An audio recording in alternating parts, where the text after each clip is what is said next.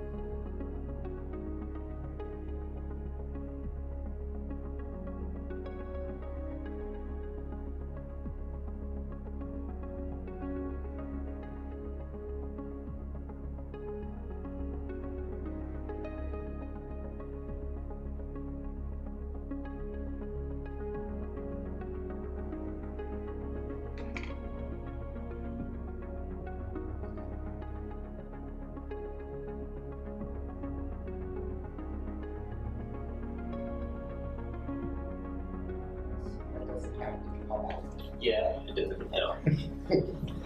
They used to do these a lot. Yeah, all the time. Yeah, we'll just cut it and then loop it so he turns 8 times. Just doing this.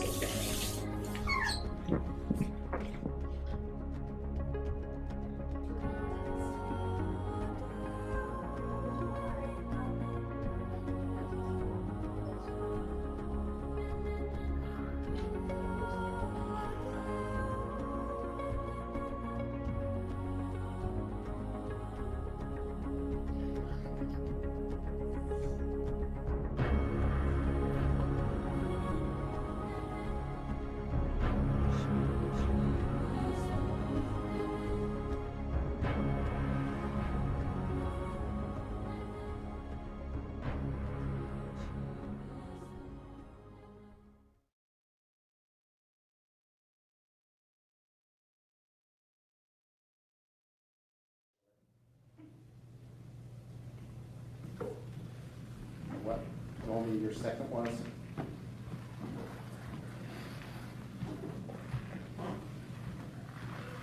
And stop. Go back, sorry. Does everybody know what your second path is? I have a pretty consistent, very consistent practice.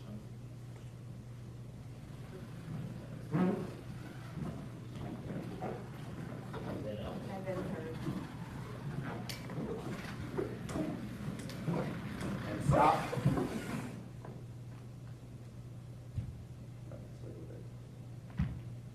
And repeat.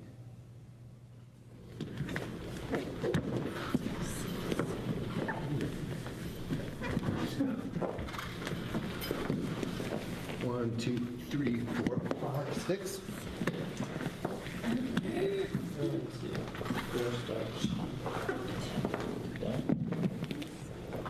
Yeah. You want this to be as flat as possible, right? Yeah. So you would be 1, 2, 1, 2, 3, 4, turn 5, 6. And the next thing is on 1, 2? Yeah. And take. God, I suck.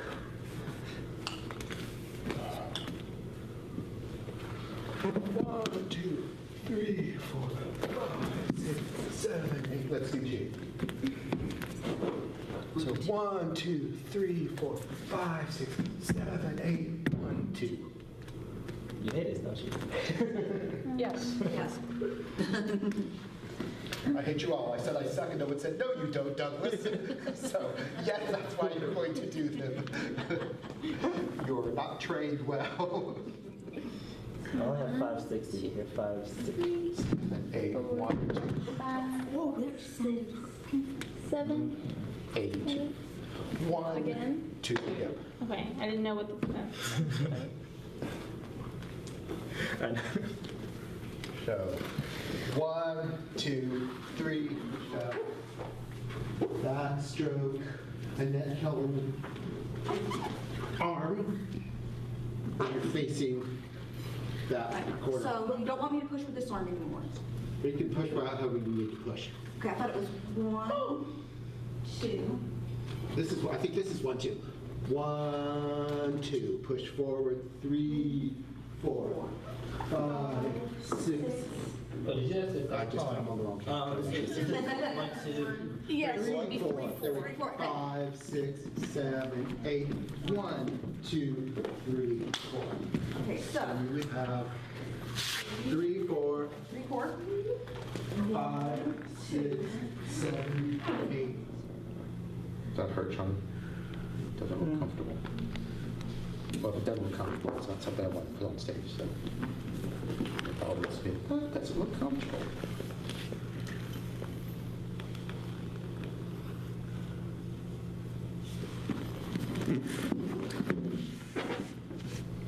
That's better.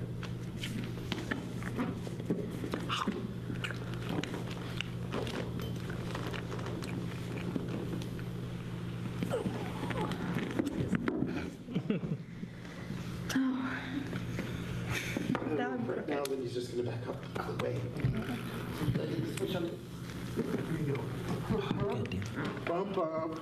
Then you're gonna jump over. You're gonna pull Sarah out. I wish I Is that the Andrew jump? Yes. There.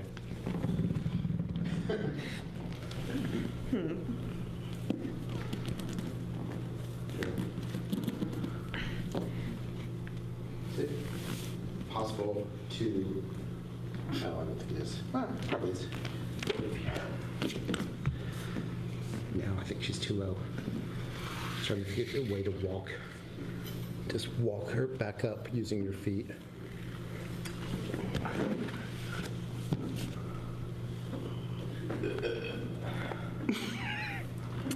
Ow. If I didn't have a bar in my shins, it might be possible.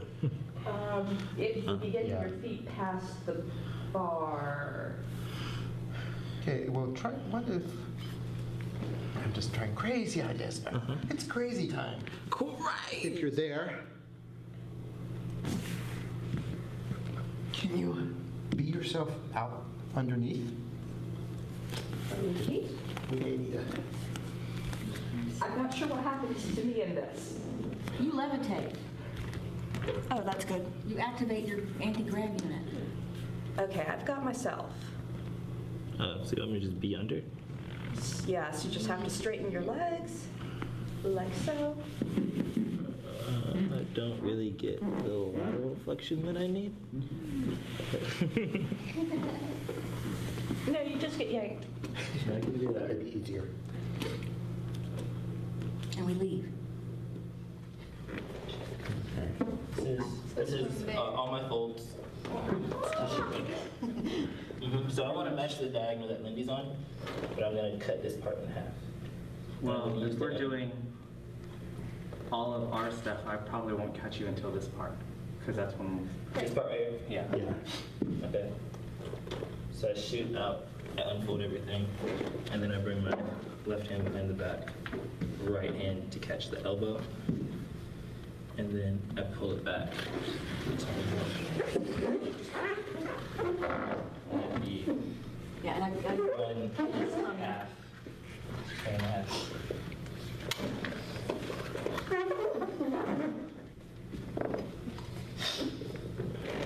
Oh, sorry.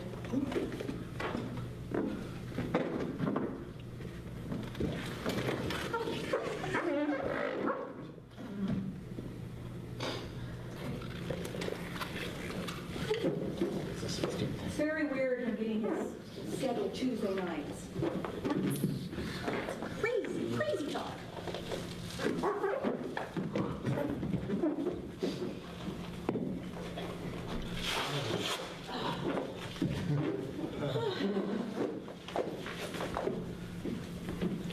He's supposed to be scheduled on Sunday, but it's never happened once. Never happened. Every time he has to tell me No. Like, out of his 3 pieces, I've only seen one that's been completion. But I've only, I don't know.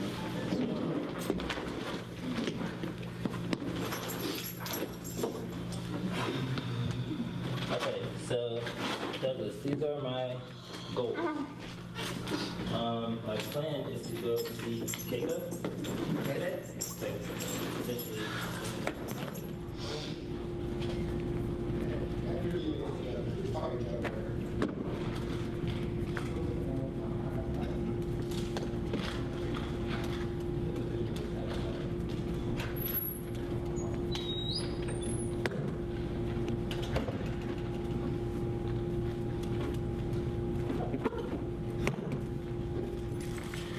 Okay, am I in my chair yet?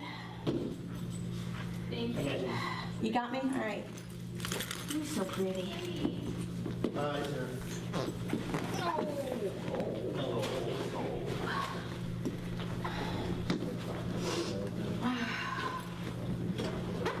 One, two, three, four. Oh, water.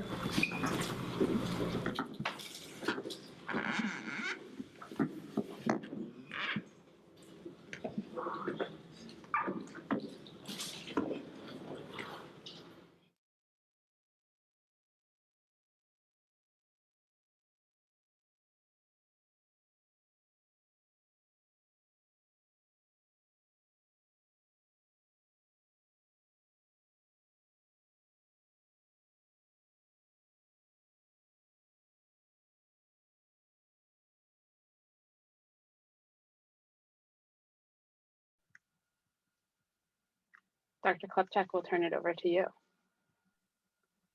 Okay, great. Yeah.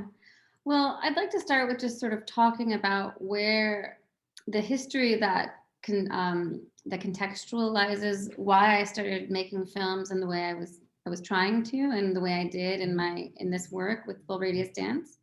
So first, I want to think about why visual anthropology offered fruitful alternative modes of inquiry in the creation of documentary films involving disability. I wanted to challenge the ubiquitous medical model of filmic representation of disability by considering how collaborative work and multi-sensory media production could propose a new inquiry into disability more broadly and new forms of representation that were less static, a little bit more movement, more fluid, more complex, right?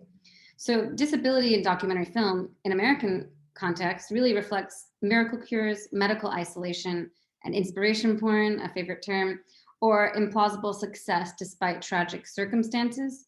Across fields, cultural studies scholars have long noted the influence of empirical science on the emergence of documentary photography and film. And in that way, documentary cinema and American culture became authoritative, educational, a realist-based medium. But then around the 1950s and 60s, anthropologists, visual anthropologists specifically, started to think about it as more of an interpretive inquiry, right? Where you're collaborating and working with your subjects alongside them.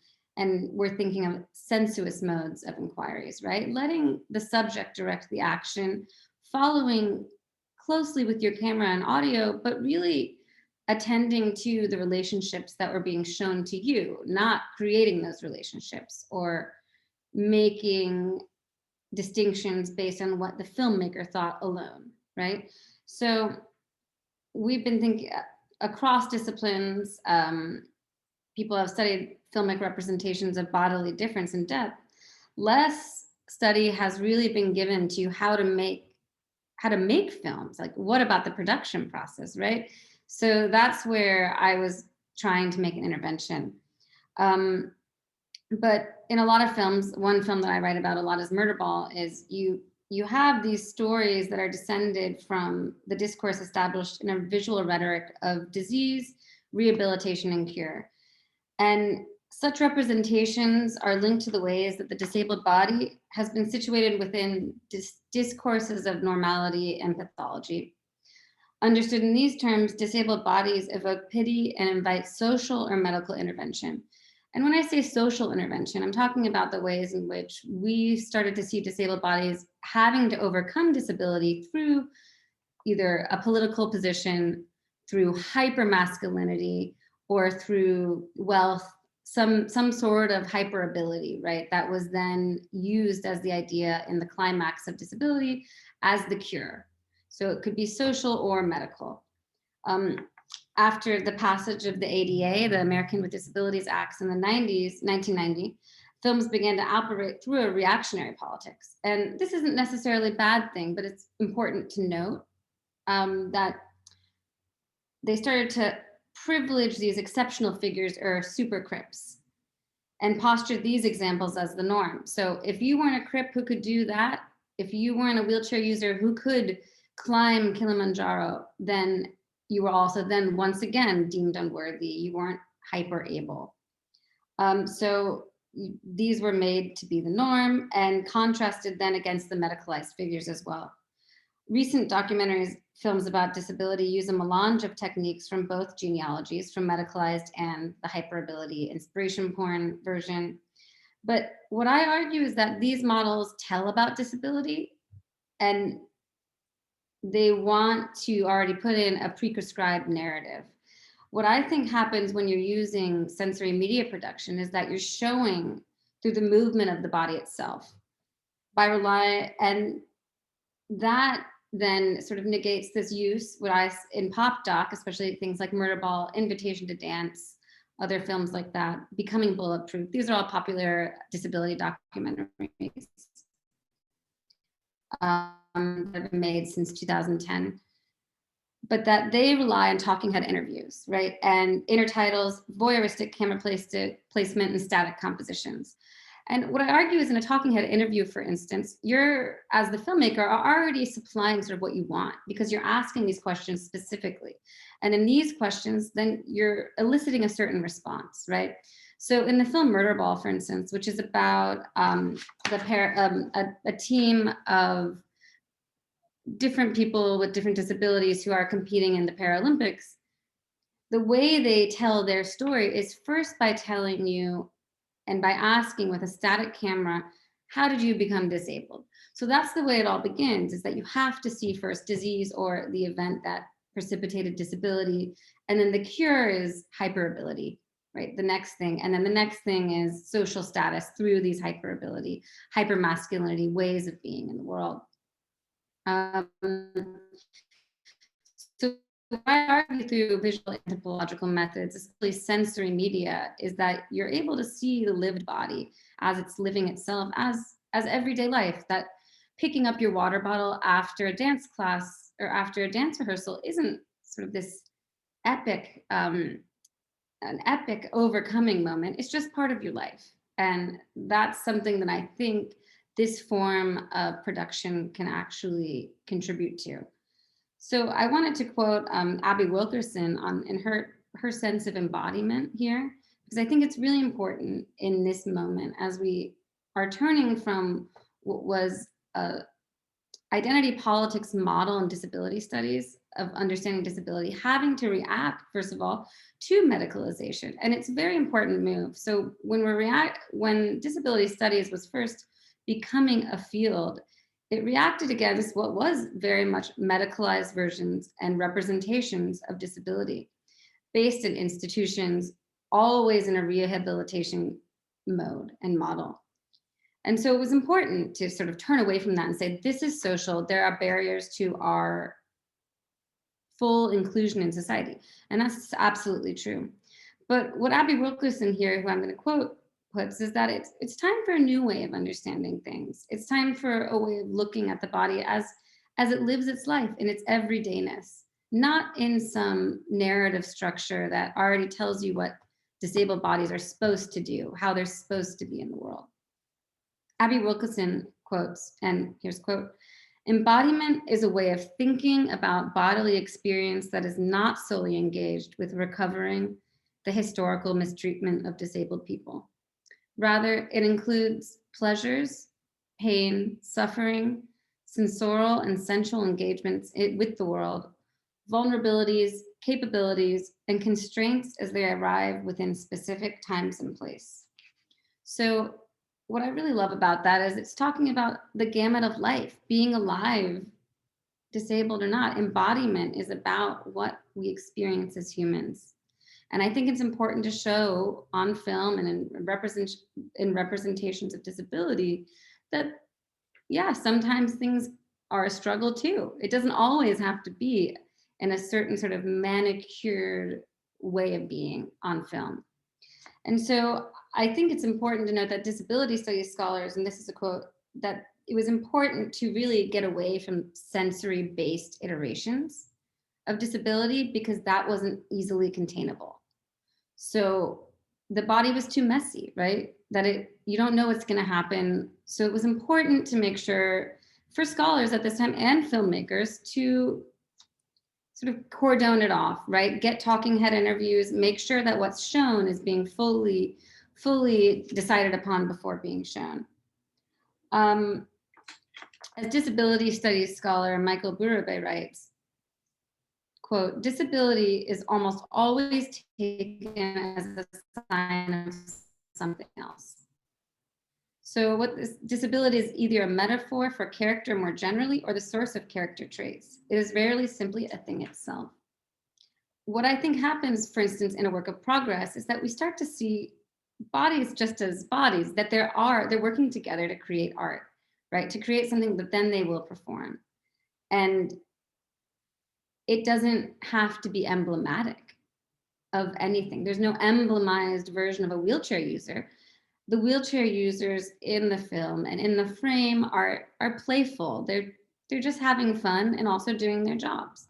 which is to create this piece. So when I was thinking about my methodology as an intervention in disability studies in general, I turned to the observational cinema movement, which really emerges in the 60s and 70s in visual anthropology, and is characterized broadly as, quote, a sensuous, interpretive, and phenomenologically inflected mode of inquiry.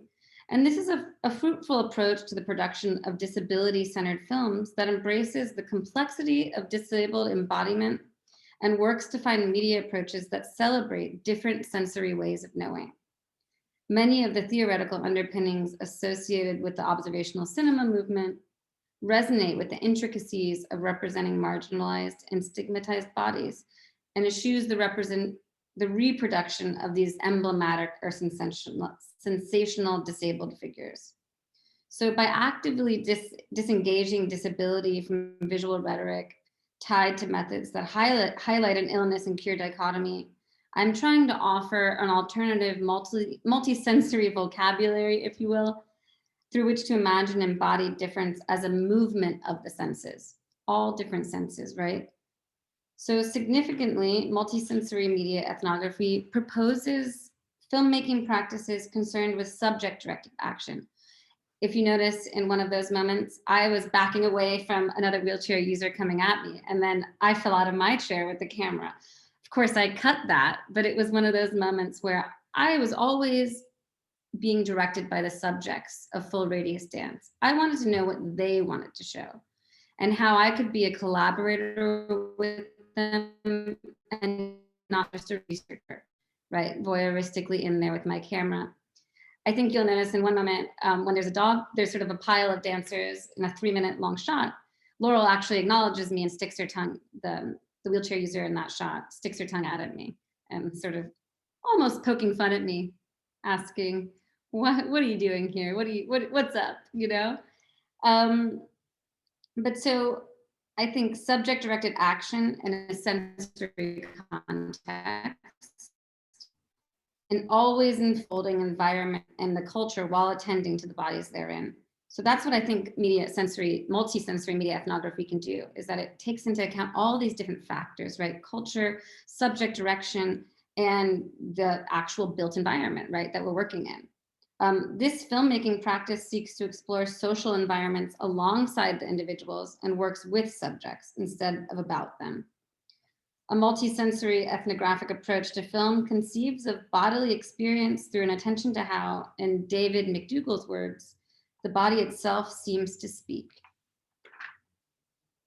And as such, values other sensory ways of knowing. So we don't need to be told about them, but we can know about them and about their experience, their lived everyday experience through this form of filmmaking. Filmic modes of inquiry that foreground extended acts of looking. So you notice that the shots are very long. Together with filmmaker and subject, refute dominant narratives about disability through an ethic of shared authorship and mutuality. So the everyday act is not proposed as a triumph of character. Certain bodies cannot be written sufficiently because so much of an embodied disabled experience is expressed through the corporality of living a body. You live a body. So you're living a specific body, you're moving in that body and with a prosthesis, for me, for example. So for example, as opposed to a climactic and virtuosic dance scene, the experience of gathering one's belongings off the ground at the end of the rehearsal shows both the embodied actions of a wheelchair user. So you see that, right? You see how Lindy's trying to sort of figure out the end of the rehearsal, but also the circumstances which make that act materially possible. And I think that's important because this then again also looks at the way in which there are so many barriers to people with disabilities through the built environment. And this form of filmmaking, multisensory production, really takes into account all of those factors. I argue that filmic projects with attention to reflexivity, transparency, collaboration, and an emphasis on the subjectivity of the disabled individuals support ongoing struggles to disengage visual representations of disability from pejorative mass media portrayals. So by improvising, by being participatory, you can really find something new. A new knowledge emerges, I think. And I think that it becomes a filmic encounter between a few different places, right? Between the dancers, the filmmakers, and then ultimately with y'all, with the audience, as you start to see sort of a scintilla of a view into what it would be to choreograph a piece and the bodies that sort of are interacting to do that. And the pro-filmic event, and I think this is important too, is that in a lot of documentary, the pro-filmic event, or the thing that's happening as you're making the film, right? That's that moment, is the actual making of. Is in documentary, right, you have your set list and you have your call times and it's everything sort of planned out. But in this filmmaking process, you're really letting what reality is, whatever that means, unfold before you. So it's not limited to a conventional narrative arc or married to definitive character development. Rather, it allows for organic and collaborative knowledge production, and it's based in these specific sit points, as Wendell and Garland Thompson say. And what Garland Thompson calls it is disabled knowing, right? And that's not really a telling, that's just an embodied knowing. In other words, the filmmaker and the subjects in the space come together in a complex web of resonances, connections, intersubjectivities, and dramas that just unfold. The drama unfolds because it is there. It's inherent to these moments of creation when people are collaborating, and in an improvisatory way of being in the world. And just to sort of finish, to really dig in, multisensory media ethnography is a mode of inquiry capable of producing these intricate renderings, I believe, of disability experience through this attention to the community-based inclusive media design and production. There was never a part of this in this film where I wasn't working with the dancers as well, with the choreographer, and with sort of a number of other things going on around the dance studio, access for my own self, my camera equipment, right? So much is happening in the making. As such, collaborative authorship is ultimately the bedrock of a documentary approach that I want to advance, is that it really should always be this conversation between subjects and filmmaker or researcher. And in that way, disability can become expansive instead of stuck in these old ways of making documentary films that really create disability as a static subject position. Disability encompasses a vast array of different bodily experience. So there's not just one way of being disabled. Disability experience is multifaceted and so wonderful because of that. And also in that way precipitates experimentation. So because of that, disability can make filmmaking practice more interesting. It can contribute to the way in which we make documentary film. Experimenting with a wide range of mediums offers ways to imaginatively inhabit subject positions that interface across sensory spectrums. And finally, modes of inquiry that value that subject-directed action, we're really in collaboration, really thinking through shared authorship, can expand what we understand about disability and how we view that in documentary cinema. And yeah, and I have to say what an incredible experience it was to work with Full Radius Dance. One thing that I always love to think about is that long periods of time that I spent with them as also a wheelchair user in these small spaces. We're sort of doing our own choreography. We're dancing together, but I was just there with my camera. But in many of the scenes, you can see that I'm also in the mirrors in the studio. And yeah, and I would also say, and I think Kwame and I will speak about this, is that the collaborative way that then the film was produced afterwards. Yeah, I mean, I think that's a good place to kind of jump in to speak about the collaborative process. You and I were both a part of VSI, Visual Scholarship Initiative, which was like a coming together of humans that we put together at Emory University to kind of dig through that work. So can you speak a little bit about how VSI played a role in kind of like your work? Absolutely. So VSI was this visual scholarship initiative, as Kwame has said, was a place in which untraditional scholarship was allowed to breathe and manifest. We met and did actual crits together, and each of us were allowed, every so often to bring in our work and our research and really talk through what we were doing with each other. So I'm not sure if Kwame remembers, but the first time I brought in this footage, it was just a total mess. It was footage from backstage in a dressing room. It was from what you saw today, all of that footage from the actual choreographing process. It was from actual performances. It was from dance classes that Full Radius does in the community. And so really what VSI, the Visual Scholarship Initiative, did was it was a way in which we were collective that collaboratively helped each other edit our films, or in Kwame's case, who works a lot in audio, and in our other collaborator, Andy, we worked through each other's materials with an open mind, and also though to help really get to the kernel of what the work was. That into your phone and that, yeah. And Yeah, I mean, sorry. sorry. No, keep going, Kwame, sorry. Oh, no, I was just going to say that for me, who came into the VSI process a little bit late, after I'd come back from the field and you all had already established it, it was really a kind of breath of fresh air to have a kind of built-in community of creative people who are not only making things, but are making things with a mind to being respectful of people who you are filming, spaces that you're filming in, being very careful about how we work with representation and language. And I think that's really significant and really helped to shape, I mean, certainly you can see it in your film that we just watched, the ways in which that kind of teaching that we got inside of VSI helped to kind of form a mindset as to how you go into a space and to film.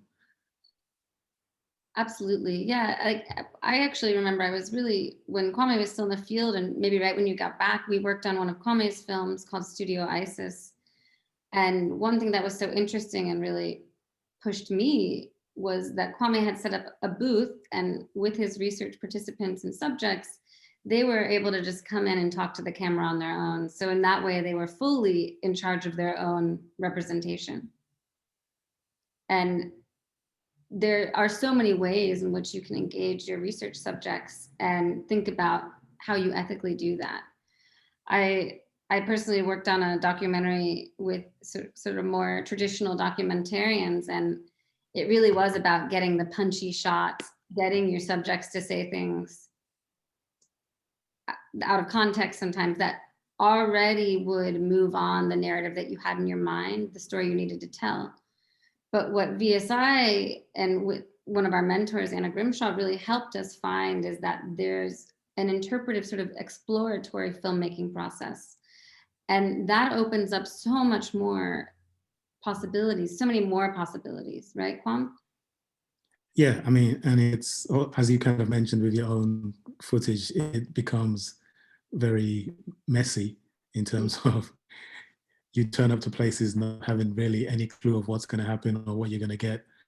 And sometimes walk away from those places having got nothing at all.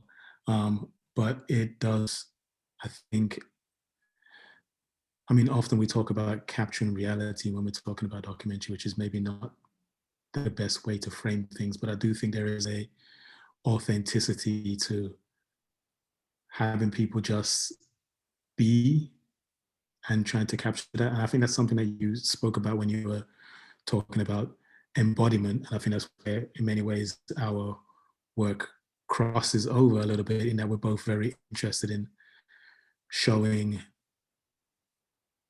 groups of people who are often marginalized or historically mistreated. And rather than looking for ways to create heroes and to kind of like invent narratives to push our own agendas, that there is a kind of strength and a kind of beauty in just allowing people to be. I mean, that's something I'm always very interested in showing with my own work, and just kind of like seeing the, I'm trying to remember the name of this short film that I watched. It might just be called Black People Being or something like that. And it's really just people on the streets of New York just hanging out and dancing and singing, and little kids. And it's just that for like 5 minutes and nothing else.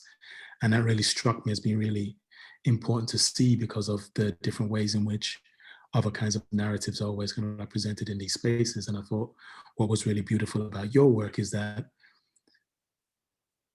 we're watching things kind of happen in time. So we have the patience of time, of things kind of like unfolding, and without you necessarily having to explicitly argue against kind of some of these kind of like older representations that are problematic. You can just show what a better way of doing things is, and you can show what a better methodology is just by having it presented on screen, and then let people take away from that what they want. I think that's a really beautiful thing about kind of what you do with your work. Yes, but yeah, I mean, just to say, is there anything else you want to kind of like say about that process of just having people kind of like unfold on the screen a little bit? Yeah, absolutely. I think that at first, when I went in there, I did sort of have these preconceived notions of what I wanted to get from this. And as my fieldwork continued and I was in the studio more and more, I first of all started to just become more comfortable, and I became more comfortable in my own embodiment. That was something that was a surprising thing that arose from this experience. But also, there's one example that I can give, is that there was one moment when I was following one of the wheelchair, the dancers who uses a wheelchair, Laurel, to her car, and I was filming her, and I was in my chair as well, and I was filming the process of her transferring into her car. And right as I was doing that, she says, "Oh, Sasha, you know that every documentarian who's ever wanted to film us has always wanted to get this. This is the moment." And I thought about that more and more. And so that's all captured in the footage, her saying that to me, and then me making sort of a self-conscious, like, oh, and then I fumble the camera, it goes flying. And I thought, well, why is that? Like, what is it that makes filmmakers, especially non-disabled filmmakers and disabled filmmakers, I mean, to be honest, want to get those sorts of moments? And it's what Kwame was just saying, is that, well, it's important. It is part of life, right? That Crips drive. I mean, yeah, hey, and do everything. We live life. But it was that I wanted to show that became an issue for me, that instead of just the being, the dancing, the touching, the laughing, I mean, the burping, the bodily nature of being in the dance studio, I then wanted to show this other thing, that, oh, well, look, Laurel drives. Look at her move her whole body and then her wheelchair into the car. And she remarked to me, is like, is this really what's interesting to you about all of this that we've done today? And I had to actually take a look at myself, and I wondered, why did that? Why is that what I wanted to show for a minute? And it made me, in my broader research, I do a really close look at the film Murder Ball. And I then went back to that film and saw that they show that over and over again in that film to make a point, right? Yeah, I think there is a long history of bad language that we kind of pick up as filmmakers and even film audiences. We've all kind of like participated in this shared language of cinema, and we do kind of get into these bad habits of expecting certain things and wanting the sexy shot and wanting a protagonist to look a particular kind of way and to have particular kinds of actions. And I mean, you and I had this conversation a few days ago, because I happened to be watching all of the Best Picture Oscar winners, and I had just gone to Rain Man. So we had this long discussion about the horrors that is Rain Man. And so, yeah, I think there is this kind of like historical language of representation that is difficult to fight back against. And I think that's why observational cinema is a very drastic way of kind of like addressing that you're stripping away all of, or not all of, but a lot of the control that you may have, and giving over that control to life really as it unfolds in front of you. I did want to speak a little bit about how in your film, a film that is primarily about dance and is in a dance space, but I do, and you spoke about it at the beginning about it being a meeting of two extremes in many ways, but I think as a study of bodies in an artistic relationship, I think it's a really interesting way in which you have the integrated dance that is happening as a function of the particular organization that you're looking at. But I think even through the way that you've edited the film, you have that same kind of integration that is happening between different bodies just within the frame. Like from left to right, you have different bodies that are integrating. From the foreground to the background, you have different bodies that are integrating. Even your positioning as the filmmaker and where the camera is located, I think is another way that you're having that integration happen. And then also the part that I really like in the film is at the end when you have the guy juggling, and then the next scene right after that is, I think her name is Lindy, getting ready to get into the chair, and she says, "Am I in my chair yet?" I think having those two scenes back to back is another way that you're playing with this kind of like integration between artistic bodies and having this dance between these bodies that are happening at the same time. So can you speak a little bit about your positioning almost specifically and physically with the camera, your positioning and how that plays a role in what you're doing, and how the editing, as you say, you've pared down from this kind of huge messy thing to a very narrow focused thing, what that process was all about and why you made the choices that you made. Yeah, thanks for that question. It is really one of the most exciting things in this process was that I did begin to really experiment with my own embodiment and the way in which my disability and my prosthesis, my mobility device enhanced and engendered these new ways of looking for me. So sometimes in this studio, I started to really get excited. I at times jumped out of the chair and would film from the squishy floor, the squeaky sprung floor.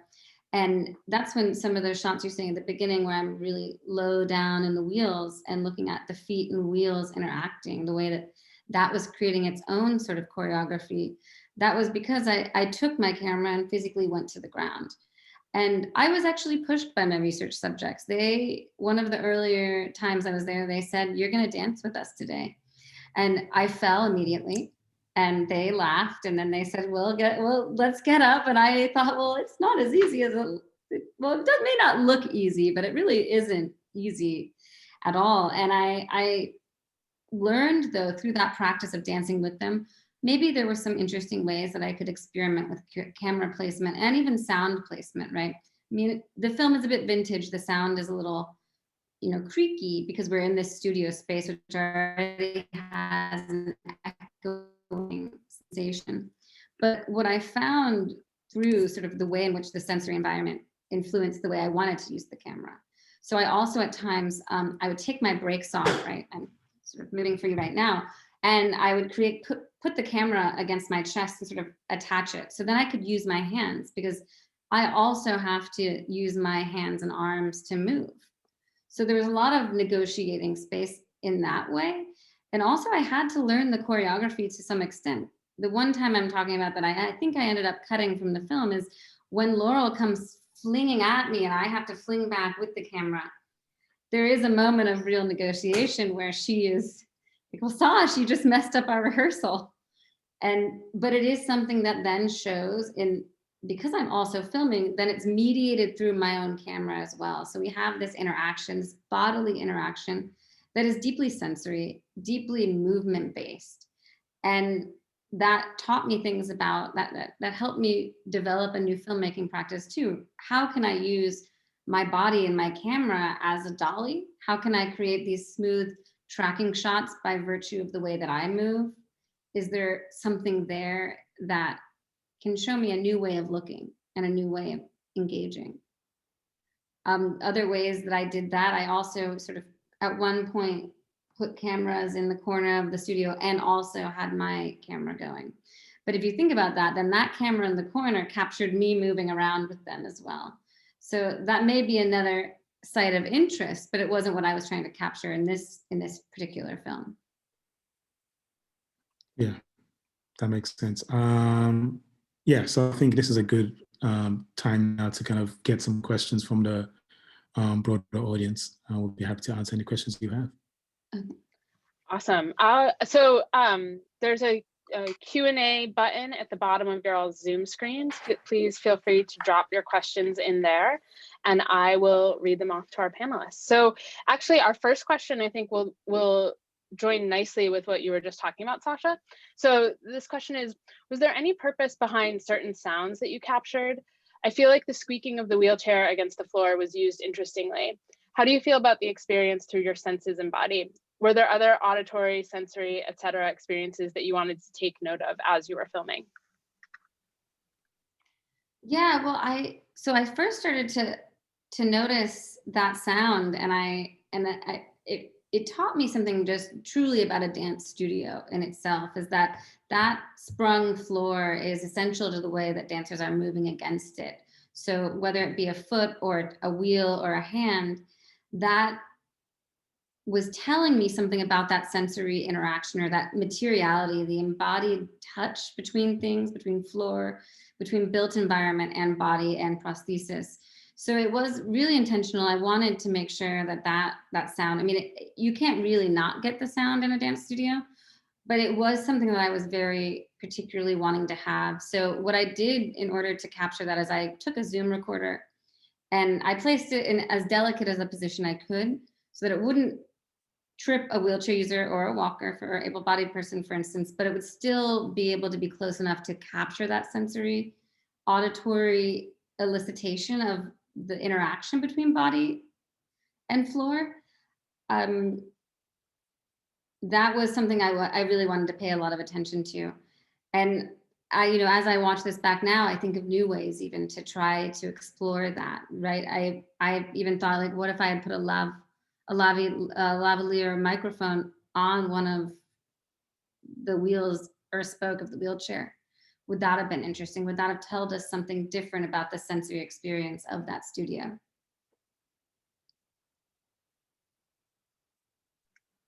That's great.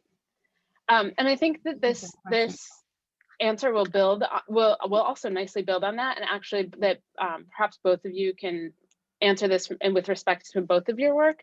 So the question is, this work feels so important. I work in non-scripted production where we go in with a script. My experience as someone with little power on the set is that the financial aspect to save money pushes the filmmakers to create a script and therefore create the reality before it is captured.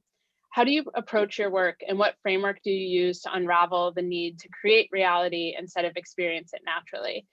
That's the end of the question, but I'll add into, like, what are some of the constraints of doing this work? I know Dr. Phillips works with Filmmakers Without Borders, Dr. Klupchak, the work that you do here, and how do those kinds of funding constraints shape what you're able to do or how you go about the work? I mean, the main thing is you get to, I mean, certainly when I was with Filmmakers Without Borders, and I happened to be in some random northern Thai village somewhere that I've never been to before, where I don't speak the language, where I have no idea what's going to happen, but the expectation is that I'm going to come out of this space with something to work with. You just have no idea what you're going to get or what it's going to look like until you get back to somewhere where you can actually see it. And then also, you always feel as if you're going to miss something because you don't know where the great moments are going to be because you have no control over anything.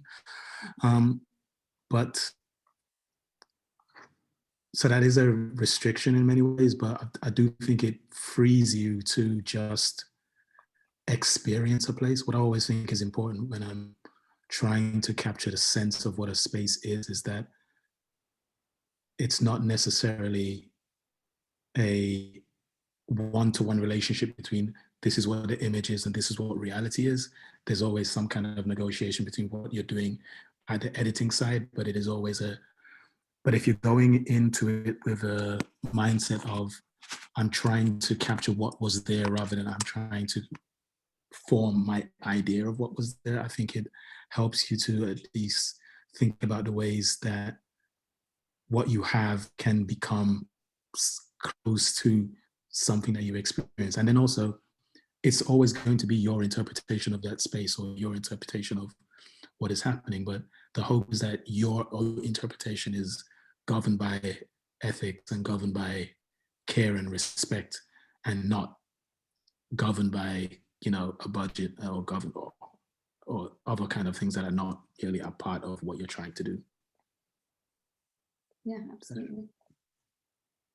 Yeah, I think that just specifically, of course, that sometimes when you're looking at a set list or you have a scripted, more narrative-based documentary, you do need to think about those things. And I think that it's also important to keep in mind that those constraints are real. I mean, finances are real, right? These are things that you need at times to be cognizant of.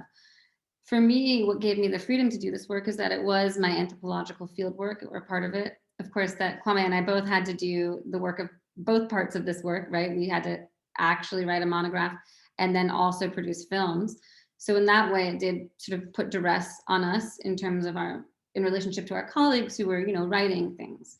We were also editing, also doing that. So in hindsight, would I have had more? Is there a way in which I could have thought of having more of a plan? Well, there is a way in which I could have, but what would that have then taken away from the project that I did that was exploratory? I'm thinking now, though, more of what I'm working on here in LA. I work for Mala Forever, a digital and production company here that is looking to enhance underserved communities and center voices that aren't often heard. And we did a project called Writing in Cars with Mixed Girls. And we didn't have a script, but we did have a notion beforehand of how we were going to talk about mixed girls' experiences in American culture and society. So it was basically writing in car with coffees, and we had GoPros all over the place. But what we did to make sure that there was still improvisation and that we were really hearing their real thoughts, their real takes, was that we did spend a lot of time beforehand talking it through. So just actually having the conversation with subjects and with collaborators, by foregrounding that conversation and openness, it allowed that, even though we didn't have a big budget and we were using GoPros mostly, we were then able to get into the space, use the space that we had in the time. And we'd already sort of had these conversations and were encouraging everyone to just be as open as possible, not to hold back. And so that was a way in which we kept away from being scripted, but we also had already talked about some of the major implications of what that film was trying to do. Yeah, I'll just say one more thing. You do have to have a sense of what the space is trying to tell you, so to speak. Mm-hmm. So when I did my dissertation work, I was filming inside of a mental health center, which is a Caribbean mental health center in London. Now, technically speaking, the right thing to do in that space would be to have clean footage where you can hear people speak clearly and great lighting and that kind of thing. But that would have nothing to do with the reality of the space, which is super loud. It's a bunch of Caribbean people making a whole bunch of noise, people talking over each other, people playing dominoes, people drinking, people eating. And so my film ended up being very loud. And so I had to subtitle the film, which was important for me because it then gave importance to their words rather than it just being subtitles. But then it also allowed people to see that this mental health space was not like the mental health spaces in hospitals where these people were coming from. It was a very different space that they found resilience in, and that resilience was linked to the ways in which everything that is bad for a film manifests itself, which is super loud, lo-fi, can't see anything. Somebody's trying to talk, and then somebody else comes in and interrupts them talking. It's those kinds of things that happen, and but that is what the truth of that space was.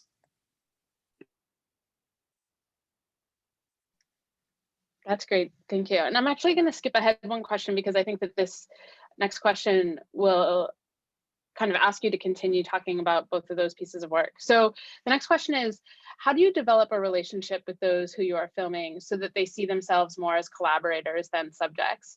Or is this collaborative relationship something that in your experience just happens naturally in like a sort of unspoken way? Well, I can start here on this one. You know, I think that if you try to develop it with too much intensity or too much focus on, well, I'm developing this friendship or relationship, then you may end up hindering your own process. For me, with Full Radius Dance, it really did happen naturally. But one of the things that was important is that I put myself out there and that I took risks. It was important for me to show them that I was willing to be foolish, that I was also willing to learn, and that there was so much I really needed to learn, and that I wasn't there in the end as a researcher, but more as someone who is just deeply invested in the process in which they were making work and moving in these specific spaces. So what you saw in the film today is one specific space that they moved in, but there were so many different places where we were all together. And one anecdote that maybe it doesn't quite answer this question, but that I found to be an interesting moment in my fieldwork is after an actual performance by Full Radius Dance at the Alliance Theater in Atlanta, right afterwards, and I'd been filming the whole thing from the front, from backstage, behind the curtain, someone came up to me right after and said, "I loved you in that piece," to me. And in that way, it was an interesting sort of insider-outsider dichotomy that a lot of feminist anthropologists talk about, right? Is that suddenly I was part of the dance group because of my embodiment, but I also knew that I was not part of the dance group, that I hadn't just been in a performance, but that this able-bodied sort of tall white man came and assumed and asserted that I was, and I just sort of had to accept that. Now, that doesn't necessarily answer that question specifically, but it does show that there's sort of, there are fissures and ruptures, of course. There are times when I was deeply embedded in Full Radius, and times then where it became stark that I was not actually a dancer in this company. Yeah, I mean, when I was, at least for the dissertation work where I was at the mental health center, there was deep mistrust of my presence at first. Number one, I'm one of a long list of random researchers who move through these spaces and take away information and don't really give anything back to the spaces. And so at first, all they hear is research, and then they say, well, you're another one of those people. What are you giving to us instead of what are you taking away from us? So I ended up not filming anything for maybe months. I ended up just kind of basically volunteering in the space and just being there and getting to know people and letting people understand what my work was and how I might be different from other people who come to those spaces. And we built essentially they saw me as one of the people there, one of the members in a way. Everyone started calling me doctor because at some point we had a conversation where I said I was doing something for my doctoral research and all they heard was doctor. So my name after that was just doctor. If I see anyone on the streets now, that's all they will call me doctor. But that helped because everyone then knew who doctor was, even if they'd never met me before. Everyone kind of like knew, oh, doctor's coming in today, whatever. I used to serve food. I used to do everything in the space that everyone else was doing. And then occasionally I would have the camera as well. And then as Sasha said, the way that I actually got it to work was that I had to set it up like a webcam almost and have people come in and control the entire thing themselves and then move away from it. So yeah, but I think it works differently in different spaces. But my thing is, and I think what is always important for ethnographic filmmaking, if you can, is that it's time. You need time to kind of like be in the space, to learn the space, to understand the people, to know what it is that you're filming, to know what the space is about, to catch the vibe of the space and the feeling of the space. I think all of that is very important. And so the advantage of doing that kind of work is that time is built into the process. And I think the disadvantage of work that doesn't have that is that you're going in to do something, then it's like in, out, and it doesn't work for the kind of work that we probably do.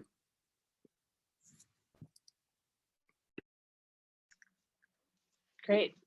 Thanks, Al. So I'm just going to jump into the next question. Thank you for sharing this film, Dr. Klupchak. I love the discussion about your physical and gendered position as a filmmaker. And I was struck by the way you describe observational cinema and sensory media, neither of which I knew anything about, and particularly how these figure similarly to feminist methodologies. So I was wondering if these ways of making film are distinctly feminist or emerged from justice movements. It's probably a great question for both of you. Yeah, absolutely. I thank you for this question.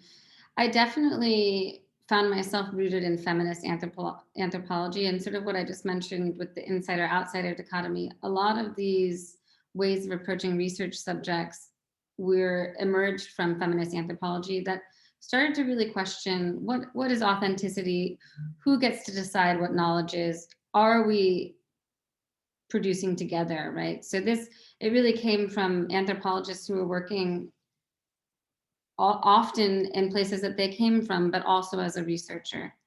And in that way, that insider-outsider dichotomy was something that was deeply rooted in a turn away from traditional anthropology and from traditional fieldwork ethnographies, where you really do take the position as I'm an authoritative figure. I am here to research you and study you.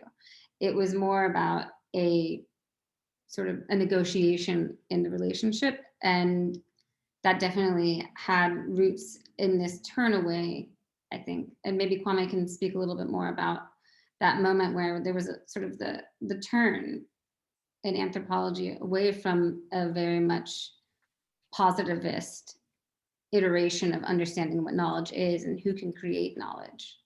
And I did mention, sorry, just sit point perspectives, right? That's a very much the idea that there are situated knowledges within the body, and that draws from feminist and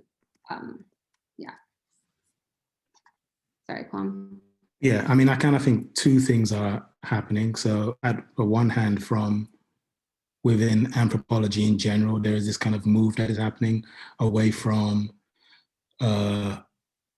expository documentary where you can have this voice of God figure speaking over it. I think there's an internal tension happening within the field where people are really looking at themselves, looking at the history of anthropology and saying, we kind of fucked up along the way here somewhere.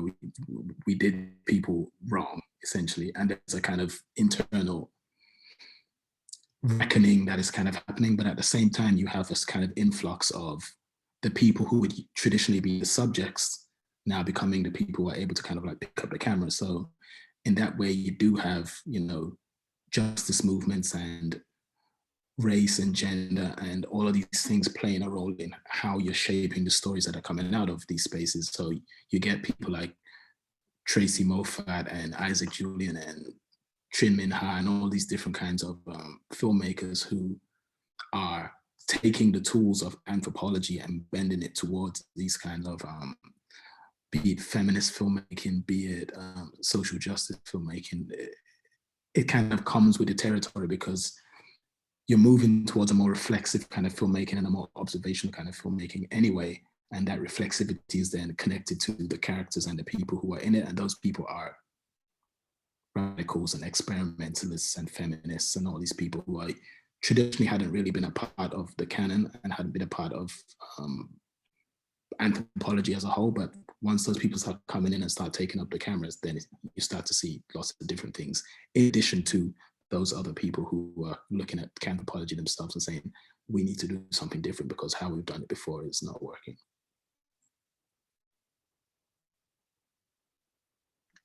Great. I think the next question actually nicely builds on that. So the question is, where do you publish your movies and projects? And I think this is such a great question. I'm gonna expand on it a little bit, say, we've heard so much from both of you today about the processes of making these films that are grounded in justice and grounded in thinking about getting them out into the world. So how do you get them out into the world? Like, how do you take this film now and make change? It's difficult. I think that there's a lot of, we've talked a lot about this in our visual scholarship initiative about, so what now? What happens next? Who is your audience for this type of film? Because this type of film work, I think can be argued, takes a little bit more work on the part of the audience, right? That you really have to engage with the material and be there. You're not being told through a thumping soundtrack or through intertitles specifically, or talking head. You're having to create your impression on your own by a deep engagement with the film. For me, with this particular film, I showed it at film festivals that were geared towards anthropological work, ethnographic film festivals. But the most wonderful way, and I use that word because it really flattered me and made me feel like I was part of the group for real with Full Radius, was that Full Radius Dance started to show this film before their performances. So they asked if that would be okay. And so for the next 2 years of the runs of their different showcases, dance festivals, and for their specific place-based, theater place-based performances, they showed the film first. And it gave the audience members a chance to really engage with the process of making and think about it a little differently than just thinking, wow, look at this sensation, disabled dancers. It was more of a way of thinking like, wow, like look at them collaboratively crafting this. So for me with that film, that was my most exciting way in which it got disseminated into the world.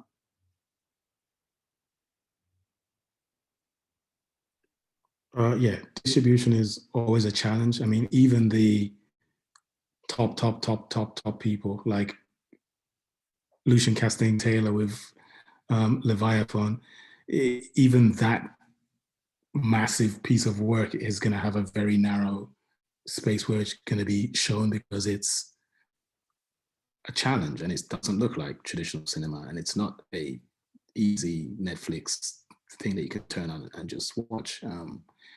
I think we just watched, Sasha and I just watched Cripple Camp a couple of nights ago. I think that kind of documentary lends itself more to a broader audience than documentary that challenges traditional forms of narrative storytelling. So then you just put it out in spaces. I mean, ideally, I think we would have to become our own distribution. I think we've spoken about VSI maybe becoming some kind of production and distribution hub in some kinds of ways. I think ideally that would be good, that we have our own control, and maybe you can even take in other people's work and do stuff with it. I take inspiration a lot of times from the third cinema movement that happened in places like Brazil and Cuba, where they just moved towards non-traditional forms of distribution and exhibition and just kind of like took over spaces and, you know, screened on walls and did all kinds of kind of like guerrilla kind of things. And so, yeah, my work all ends up being in conferences and festivals and various online spaces. Or I made up Kwame Flix the other day. Instead of Netflix, I just made a Vimeo page and called it Kwame Flix and just put stuff on there. So yeah, it's about just trying to find your lane and find ways to kind of like support it. But I do think, yeah, we're still very much on the fringes a little bit in terms of what we do. But the nice thing is that when people do find it, people usually are kind of like very excited. When people get back to it's they get back to you with a, oh, I saw this thing you did, or I heard about this thing Sasha did, and it really kind of made me think about things in a really different way. And if that happens, then yeah, that feels great. That feels good. That makes it kind of worth it, I think. Yeah, and I think that for me, I also was able to show films sometimes in art spaces, in galleries and museums, and that was always very exciting. But just to go back to what Kwame mentioned, we both watched Crip Camp the other night. In many ways, and I'm not sure who in our audience has seen Crip Camp, but what was exciting about that film to me is that it also used sort of some of these methods. And because we were seeing archival footage shot by a wheelchair user at the camp in which a lot of the action of the film takes place, it was very much sensory based. And the filmmakers embedded that type of filmmaking, or that sort of exploration with camera and audio, into a narrative structure that was more easily digestible on Netflix, for instance. So I was excited by those moments in the film that show sort of like this other way of working. And it showed me possibility. You know, yeah, as Kwame said, this is something that we talk about almost every month when we're thinking about where do we go from here? I think that is a perfect place to wrap us up. In fact, I was going to try to let myself give the last question and ask about Crip Camp, because I think it is certainly, it's in our cultural imaginary right now. So thank you all for that. But I think, you know, you all, we can't see the audience, but I hope everyone will join me in an ASL clap. This is how you clap in ASL, and thank our panelists. Thank you all. And that, I believe, concludes our panel today. Thanks, Unless everyone. Dr. Pixley, you have anything else to add? No, I just wanted to say thank you. This was such a great discussion, and we really appreciate both of you coming and speaking to our campus community.